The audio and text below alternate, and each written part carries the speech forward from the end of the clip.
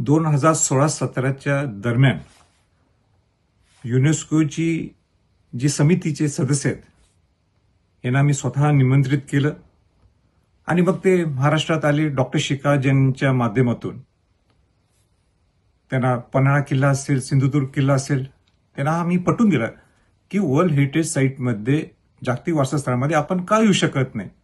राजस्थानची किल्ले येऊ शकत, मग आपण का येऊ शकत नाही. आणि त्यांना पटल्यानंतर हा प्रोसेस सुरू झाली.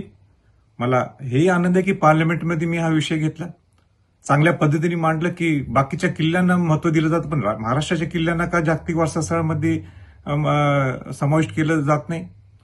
पण अतिशय आनंद आहे मला आज की युनेस्कोच्या माध्यमातून आपलं ब्रँडिंग झालेलं आहे जागतिक वारसा स्थळामध्ये शिवाजी महाराजांचे 12 किल्ले.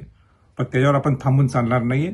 आपला नेक्स्ट स्टेप आणि सरकारची ही जबाबदारी आहे की ब्रँडिंग झाल्यानंतर खऱ्या अर्थाने शिवाजी महाराजांचे हे 12 किल्ले संवर्धन आणि जतन कशा पद्धतीने आपल्याला करता येईल, रायगड मॉडेल प्रमाणे आपल्याला कशा पद्धतीने संवर्धन जतन करू शकतो, ह्याच्यासाठी एक मास्टर प्लॅन करायला पाहिजे.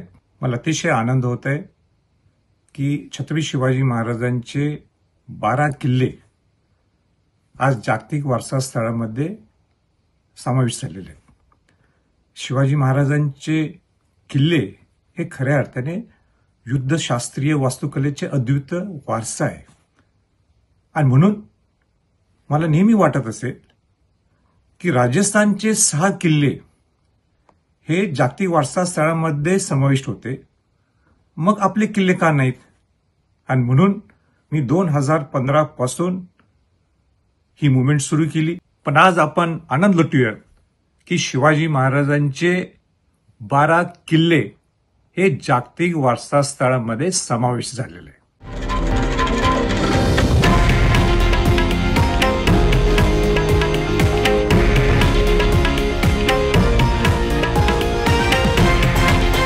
हे आहे देशातील नंबर 1 न्यूज नेटवर्क आणि आपण पाहत आहात TV9 मराठी, एकमेव.